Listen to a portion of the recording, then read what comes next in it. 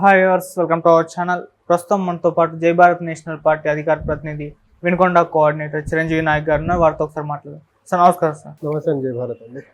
Sir వ్యాలంటీర్లని ఈ పెన్షన్ల పంపిణీ కార్యక్రమం ఏదైతే ఉందో దాంట్లో ఇన్వాల్వ్ కావద్దు, దానిని దూరం పెట్టేశారు. సో ఈ నిర్ణయం తీసుకుంది కదా, ఈ నిర్ణయం పైన మీ ఒపీనియన్ ఏంటి సార్? అంటే ఒకటండి, మా అధ్యక్షులు గారు టైం అండ్ అగైన్ చెప్తున్నారు వాలంటీర్ల విషయంలో. సో వాళ్ళు ఏదైతే పెన్షన్ల డిస్ట్రిబ్యూషన్ కార్యక్రమంలో ఉన్నారో పర్టికులర్గా ఎలక్షన్ టైంలో వాళ్ళు దాన్ని ఏమంటారు, కొంచెం ఓటర్స్ని ఇన్ఫ్లుయెన్స్ చేసేసి ఫ్రీ అండ్ ఫెయిర్ మేనర్లో ఎన్నికలు జరగకుండా అడ్డుకునే దానికి అవకాశం ఉంది.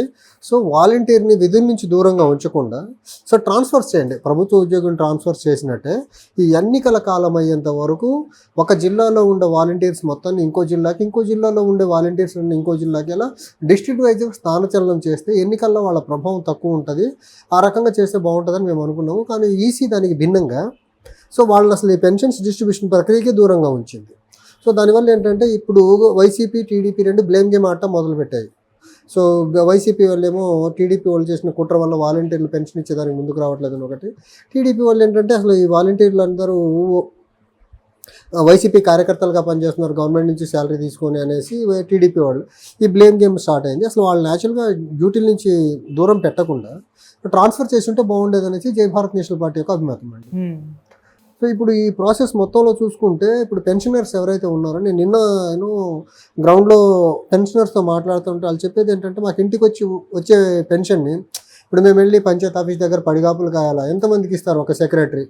సో పొద్దున్నే నిద్ర లేచే టైం మా పెన్షన్ మా చేతిలో ఉండేది, ఇప్పుడు అలా లేదనేసి ఒక రకమైన ఒక నెగిటివ్ ఫీలింగ్లో ఉన్నారు వాళ్ళు.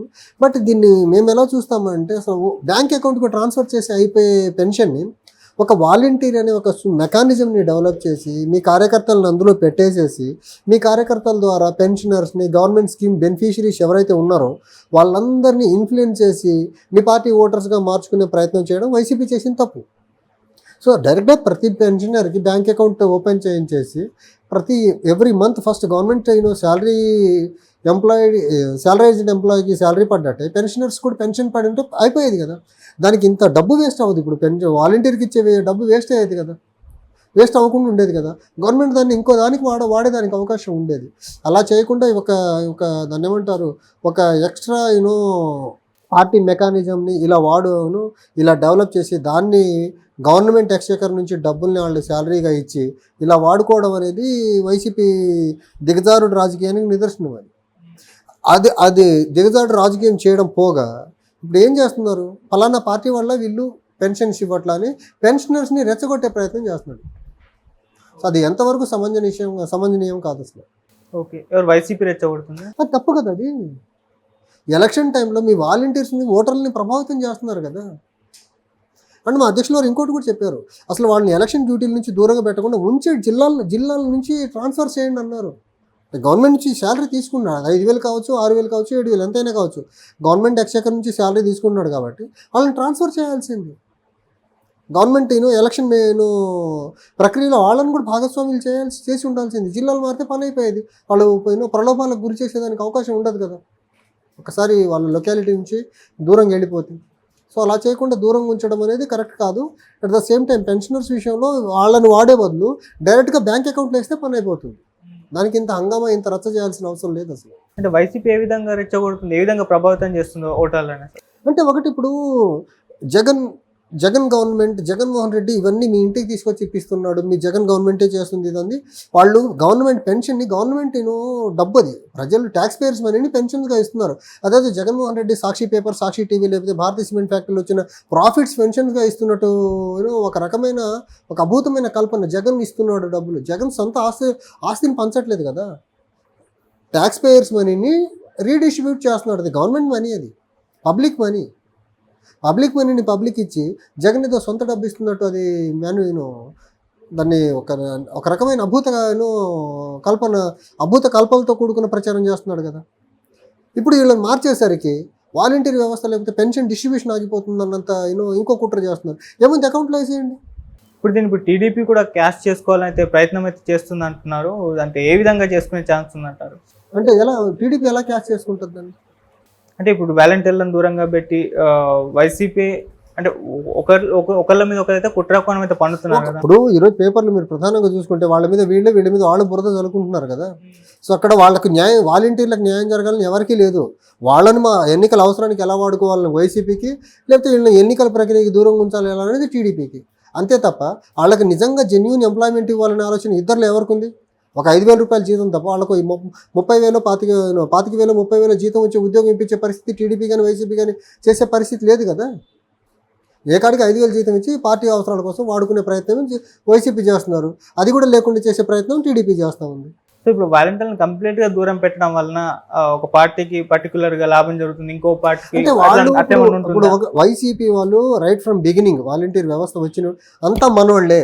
అంటే పార్టీ కార్యకర్తలు వాలంటీర్లు పెట్టి పార్టీ కార్యకర్తలకు గవర్నమెంట్ నుంచి డబ్బులు ఇవ్వడం ఏంటి అసలు? తప్పు కదా అది. ఏదైనా రిటర్న్ ఎగ్జామ్ పెట్టారా వాళ్ళకి? ఎగ్జామ్ ఏమైనా పెట్టి రిక్రూట్ చేశారా? లేదు కదా. వాళ్ళకి నచ్చిన వాళ్ళని పిక్ చేసుకున్నారు. అది వాళ్ళ పార్టీలో లోకల్ లీడర్స్ ఎవరిని సిఫార్సు చేస్తే వాళ్ళనే తీసుకున్నారు. అదొక యాంటీ కాన్స్టిట్యూషనల్ మెకానిజం కదా. దానికి ఒక చట్టబద్ధత లేదు, ఎగ్జామ్ ఏం జరగలేదు. సో ఇలా ఒక ఇల్లీగల్ మేనర్లో వాళ్ళ పార్టీ యాక్టివిస్ట్ని తీసుకొచ్చి గవర్నమెంట్ నుంచి అఫీషియల్గా శాలరీ ఇచ్చి పార్టీ పనులకు వాడుకుంటున్నారు కదా. అది ఎంతవరకు సమర్థనీయం అంటారు? సో ఇప్పుడైతే పెన్షన్లు రావడం అనేది కాస్త డిలే అయ్యే అవకాశం అయితే కనిపిస్తుంది. ఖచ్చితంగా అవుతుంది కదా. అవుతుంది. ఇంకోటి ఏంటంటే ఇప్పుడు వాళ్ళు పంచాయతీ ఆఫీసు సెక్రటరీ దగ్గరికి వెళ్ళి కలెక్ట్ చేసుకోవాలి. ఎండలు పెరిగిపోయినాయి. సో వృద్ధులు, తర్వాత దివ్యాంగులు కొంచెం ఇబ్బందిగానే ఉంటుంది. సో ఈ మెకానిజం అంతా వాలంటీర్లు కూడా లేకుండా మీరు డైరెక్ట్గా బ్యాంక్ అకౌంట్కి వేస్తే పని అయిపోతుంది కదా. అసలు ఏ ప్రాబ్లం ఉండదు. సీమ్లెస్ మీరు ట్రాన్స్ఫర్ అవుతుంది కదా. అక్కడ గవర్నమెంట్ ఎక్స్చెకర్ వేస్ట్ అవ్వదు. వాళ్ళు ఎవరో వచ్చి ఇస్తారని చూడాల్సిన అవసరం లేదు. గవర్నమెంట్ అకౌంట్కి ట్రాన్స్ఫర్ చేసేస్తే వెరీ సింపుల్ ప్రాసెస్. అంటే ఇప్పుడు ఈ డిలే అవ్వడం అనేది ఎలక్షన్స్ పైన ఏమైనా ప్రభావం చూపించే ఛాన్స్ ఉందా? ఖచ్చితంగా. ఇప్పుడు వీళ్ళిద్దరు బ్లేమ్ గేమ్ ఆడతారు. వీళ్ళిద్దరిలో ఎవరు బ్లేమ్ గేమ్ని పర్ఫెక్ట్గా ఆడతారో వాళ్ళకి ప్లస్ అవుతుంది. ఇప్పటి వరకు చూసుకుంటే మరి ఎవరు ఈ గేమ్ బాగా ఆడారంటారు? వైసీపీ బెటర్గా ఆడుతుంది కదా blame game. So YCP party right from the బిగినింగే బ్లేమ్ గేమ్స్తో పుట్టిన పార్టీ అది. సో బ్లేమ్స్ తర్వాత ఒక అసత్యాలతో పుట్టిన పార్టీ కదా వైసీపీ పార్టీ. పుట్టిన తర్వాత గవర్నమెంట్ ఫామ్ చేసిన తర్వాత చెప్పింది ఒకటి చేస్తుంది ఇంకోటి కదా. ఓకే. సో ఏది కూడా చెప్పింది చెప్పినట్టు చేయలేదు కదా. రాజధాని అక్కడే ఉంటుందన్న, రాజధాని అక్కడ లేదు. ఇప్పుడు పోలవరం పూర్తి చేస్తున్నారు, పోలవరం పూర్తి చేయాలా. రైల్వే జోన్ చేస్తున్నారు, తీసుకురాలా. ప్రత్యేక హోదా చేస్తున్నారు, తీసుకురాలేదు. నవరత్నాలు అన్నది అరాకొర ఇంప్లిమెంటేషన్. అది 3,000 పెన్షన్ అని చెప్పి దశల వారీగా పెంచుకుంటూ వస్తారని అదో రకమైన మోసం. సో చెప్పిన మాట ఏ విషయంలో జగన్మోహన్ రెడ్డి నిలబడ్డాడు? సో ఏ కాడికి బ్లేమ్స్ ప్రలోభాలతో నడుస్తున్న పార్టీ వైసీపీ పార్టీ. టీడీపీ దానికి భిన్నమైంది కదా. టీడీపీ కూడా అధికారంలో ఉన్నప్పుడు లేకపోతే అపోజిషన్లో ఉన్నప్పుడు సాధ్యమైనంత వరకు వాళ్ళు కూడా మ్యానిపులేటివ్ మెథడ్స్లోనే ముందుకెళ్తారు.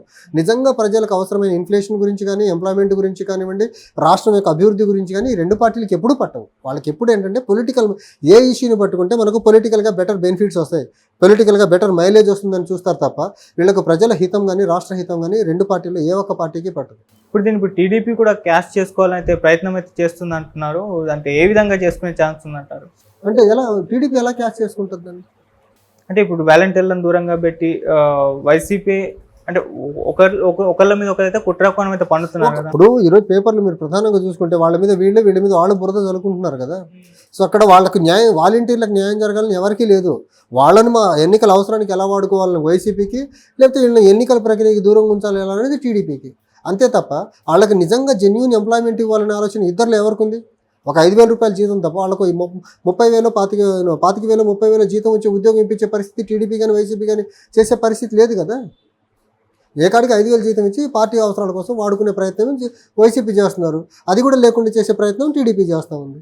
సో ఇప్పుడు వాలంటీర్లను కంప్లీట్ గా దూరం పెట్టడం వలన ఒక పార్టీకి పర్టికులర్ గా లాభం జరుగుతుంది, ఇంకో పార్టీకి. అంటే వాళ్ళు ఇప్పుడు వైసీపీ వాళ్ళు రైట్ ఫ్రమ్ బిగినింగ్ వాలంటీర్ వ్యవస్థ వచ్చిన అంతా మనోళ్లే.